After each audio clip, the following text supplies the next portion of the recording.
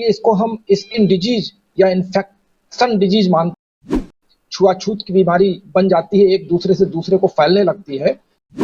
छुआछूत की बीमारी बन जाती है, एक दूसरे से दूसरे को फैलने लगती है। एक्जिमा एक लॉन्ग पीरियड का होता है। ये एक तरीके का हमारे यहाँ क्रॉनिक डिजीज माना जाता है। और नमस्कार, D5 चैनल हिंदी देख रहे दर्शकों का मैं वंदना स्वागत करती हूं। आज एक बार फिर से हम जुड़े हुए हैं इलेक्ट्रो होम्योपैथिक के वरिष्ठ चिकित्सक डॉक्टर अनिल श्रीवास्तव से। डॉक्टर श्रीवास्तव, आपका बहुत बहुत स्वागत है हमारे इस प्रोग्राम में।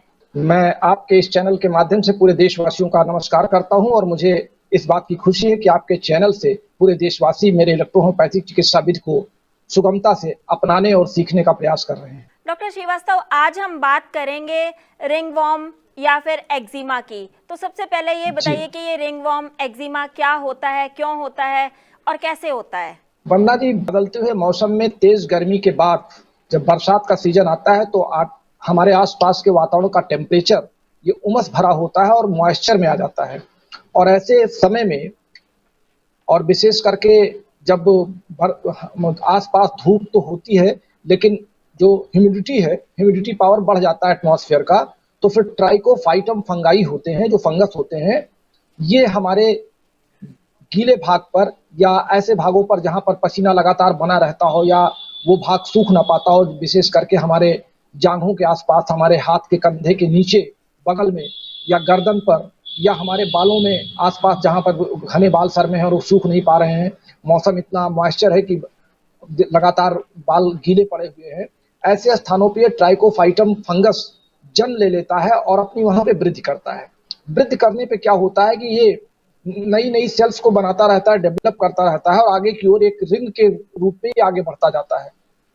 बीच के जो पुराने टिश्यूज होते हैं वो इसके ठीक होते रहते हैं और आगे वाले नए जो घेरे में बढ़ते रहते हैं वो लालिमापन लिए रहते हैं। इसमें जलन होती, हल्की सी खुजलाहट होती है और कभी कभी बहुत ज्यादा ईचिंग टाइप में इसमें आने लगता है।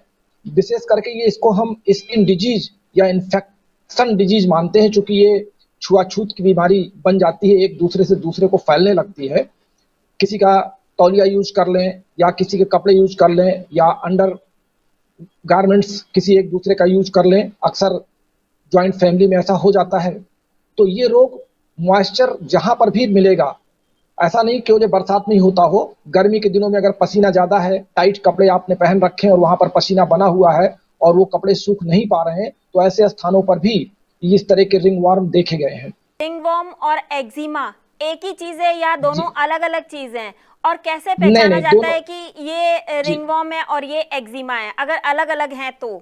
जी, देखिए, रिंगवॉर्म एक रेडनेस लिए हुए, उसमें लगातार ब्लड, हल्का सा ब्लड दिखाई पड़ेगा, स्किन में रेडनेस रहेगी, जहां पे ब्लड रुकेगा या ब्लड का परफॉर्मेंस वहां आएगा, वहां पे रेडनेस रहेगी और स्किन वहां पर सॉफ्ट रहेगी, बहुत ड्राई नहीं रहेगी, बहुत हार्ड नहीं रहेगी और ईचिंग होगी। ईचिंग दोनों में ही होती है।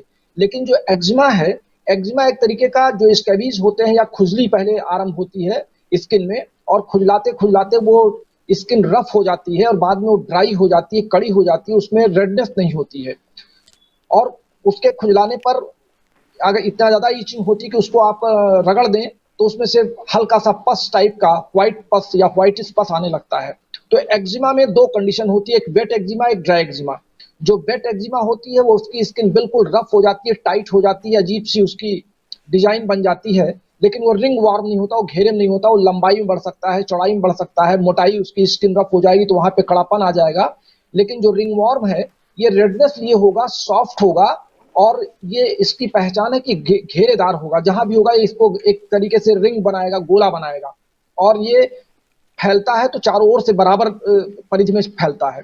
ईचिंग दोनों में ही होगी, लेकिन एक में पस निकलेगा, एक में रिंग वॉर्म में पस बनने की संभावना नहीं होती, केवल ईचिंग होती, बाद में उसमें दाने पड़ सकते हैं, फफोले पड़ सकते हैं, ये कंडीशन होती है। लेकिन एक्जिमा में पस बन जाता है, ज्यादातर ड्राई करने पे पस बनने लगता है और उसमें हल्का सा प्यूस या टिश्यू फ्लूइड लगातार जारी रहता है, जो वेट एक्जिमा होते हैं। और एक्जिमा एक लॉन्ग पीरियड का होता है, ये एक तरीके का हमारे यहाँ क्रॉनिक डिजीज माना जाता है। और जो रिंगवॉर्म है ये एक्यूट डिजीज में है। रिंगवॉर्म आया, एक आध हफ्ते, 10 दिन, 15 दिन रहा, समाप्त हो गया, दवा आपने लिया, खत्म हो गया। लेकिन रिंगवॉर्म सालों, 2-2 साल, 4-4 साल तक रहता है विशेष करके उन लोगों को जो डायबिटीज के पेशेंट होते हैं, उनमें एक्जिमा को खत्म करने में बहुत बड़ी मेहनत करनी पड़ती है और तमाम तरह के तरीके अपनाने पड़ते हैं। तो इस तरीके से एक्जिमा और रिंगवर्म दोनों अलग अलग हैं और दोनों की अलग अलग कंडीशन है। सामान्य रूप से कैसे इनसे बचा जा सकता है? जी, सामान्य रूप से देखिए, जो रिंगवर्म है, ये मैंने आपको बताया कि वेट स्थानों पर होता है, गीले स्थानों पर मॉइस्चर पे होता है, जहाँ पे जो अंग बंद होते हैं और वहाँ पे पसीना रुका हुआ है। लेकिन एक्जिमा कहीं भी हो सकता है, कि शरीर के किसी भी पार्ट में हो सकता है। एक्जिमा आपके पैरों के पंजों पर हो सकता है, आपके हाथ पैर में कहीं पर हो सकता है, गर्दन पे, पीठ पे, पेट पर, कहीं भी हो सकता है। लेकिन रिंगवर्म वही स्थान होंगे जहां ज्यादातर ढके हुए स्थान होते हैं या रगड़ ज्यादा पड़ती है। गर्दन पे आपके कॉलर की रगड़ है तो गर्दन पे आपके पड़ सकते हैं, बाल के अंदर अगर वेटनेस है तो वहां हो सकता है, कान के पीछे हो सकता है, आपके हाथों के बगल में हो सकता है। अब इनसे बचा कैसे जा सकता है कि पहली चीज तो हमको धूप में सूखे हुए कपड़ों का प्रयोग करना है, यानी कपड़े गीले नहीं होने चाहिए। अगर आप बरसात का सीजन है और धूप नहीं निकल रही है तो आप उसको अपने वॉशिंग मशीन के ड्राई कर लें, पंखे को चला करके, या इलेक्ट्रिक प्रेस से कपड़ों को गर्म कर लें। कहने का तात्पर्य यह है कि ट्राइकोफाइटम जो फंगस होते हैं, इनको समाप्त करने के लिए आपको टेम्परेचर बढ़ाना पड़ेगा अपने आसपास का और अपने कपड़ों का। तो ऐसी दशा में आपको वेट क्लॉथ नहीं लेना है। एक दूसरे का, जिसको रिंगवर्म हो गया है या एक्जिमा हो गया, उसके तौलिया या उसके कपड़ों को यूज नहीं करना है हमेशा। और बॉडी को साफ सुथरा रखना है, क्योंकि बिना साफ सुथरे में होता क्या है कि जहाँ पे आप 2-4 दिन 10 दिन तमाम ऐसे फैक्ट्री वर्कर्स होते हैं जिनको सुबह शाम 2-3 दिन वो ड्यूटी करते हैं खड़े होकर को, उनको नहाने का समय नहीं मिल पाता है। और जो मैल जमती है उस मैल में भी ये फंगस गीलेपन के नाते, चूंकि मैल के अंदर थोड़ा सा मॉइस्चर होता है तो गीलेपन के नाते ये फंगस वहां इन्फेक्टिव हो जाते हैं।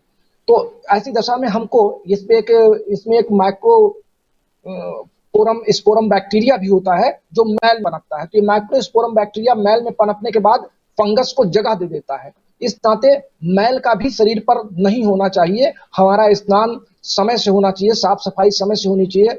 और जब हम बालों को धुलते हैं, विशेष करके लेडीज अक्सर सर को बालों से नहीं धोती हैं, लेकिन जब धुलती हैं तो बड़े विधिवत उनकी धुलाई करती हैं। और फिर बाल को उतना अगर नहीं सुखा पाई, बाल दिया तो बाल के अंदर आपके सर में तरह तरह के फंगस इन्फेक्शन फैलने के चांसेस होते हैं। तो बाल को धुलने के बाद उसको हवा में सुखाने के बाद कोशिश किया जाए कि बाल गीले ना रह जाए। यानी कुल मिलाकर के मॉइस्चर समाप्त करना है, तो इन दोनों रोगों से बचा जा सकता है।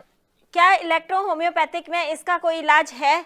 जी, हमने आपसे अपने सभी एपिसोड में इस बात की चर्चा की है कि इलेक्ट्रो होम्योपैथी में हम ऑर्गन वाइज मेडिसिन का चयन करते हैं। तो चूंकि ये स्किन डिजीज है और स्किन में फैलने वाला रोग है, छुआछूत है, इन्फेक्टिव डिजीज है, इस नाते हम यहाँ पे स्किन से संबंधित अंगों वाली दवाओं का चयन करते हैं। हमारे यहाँ EL3 एक एक्सक्रेटरी सिस्टम की दवा हम एक्सक्रिएट करते हैं कि फंगस जहाँ पे पानी रुका हुआ है, मैल रुकी हुई है, वहाँ के स्पोर खुल जाए और ये एक्सक्रिएट कर जाए, तो वहाँ पे L3 और S3 और S10 का प्रयोग करते हैं। ये तीनों दवाएं हम 20-20 ड्रॉप 30 ml में मिला करके रोगी को 3 बार 4 बार पिलवाते हैं, जैसा उसका रोग हो।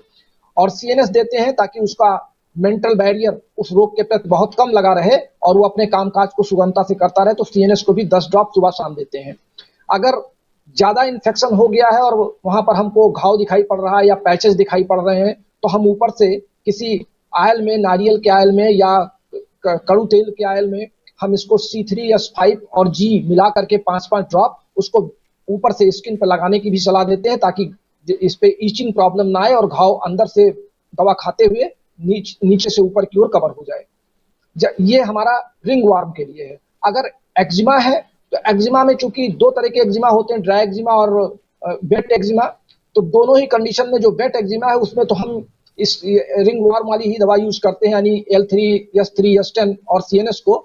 लेकिन अगर ड्राई एक्जिमा है तो हम वहां पे S3, C7 और C3 का प्रयोग करते हैं। C3 हमारी टिश्यू मेडिसिन है जो ब्लड को साफ करती है, ब्लड सर्कुलेशन को प्रॉपर करती है। और C7 जो ईचिंग प्रॉब्लम में जो बर्निंग होती है उसको कंट्रोल करती है।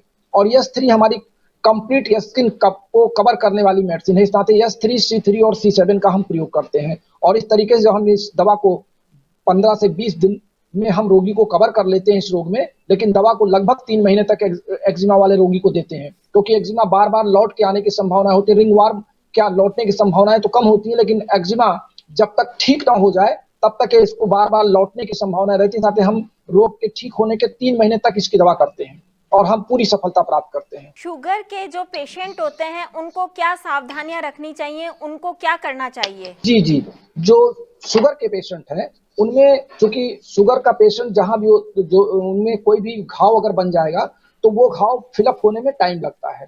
इस कारण अगर शुगर का रोगी है और एक्जिमा उसको हो गया है या रिंगवॉर्म हो गया है तो कोशिश करें कि ईचिंग प्रॉब्लम अगर उनको होती तो ईचिंग से अवॉइड करें अपने आप को। हल्का सा हाथ से ऊपर से सहलाना जरूर चाहिए, लेकिन उसको नाखून नहीं लगना चाहिए, यानी घाव नहीं होना चाहिए, पस उसमें नहीं निकलना चाहिए। विशेष करके फिर हम उसमें रिच फूड का प्रयोग करते हैं, वहां पे एक दवा L2 का प्रयोग करा देते हैं और C1 दे देते हैं, जिससे उनके बॉडी में ग्लूकोज का जो सेक्रेशन है वो प्रॉपर वे में बना रहे। इस नाते अगर डायबिटीज का रोगी है तो वहां पे हम 2 दवाइयों को और एक्स्ट्रा लगाते हैं। डॉक्टर श्रीवास्तव, आप हमसे जुड़े, आपका बहुत बहुत धन्यवाद। मैं आपके माध्यम से सभी देशवासियों का भी धन्यवाद करता हूँ। अगले एपिसोड में आपसे फिर मुलाकात होगी, तब तक के लिए नमस्कार।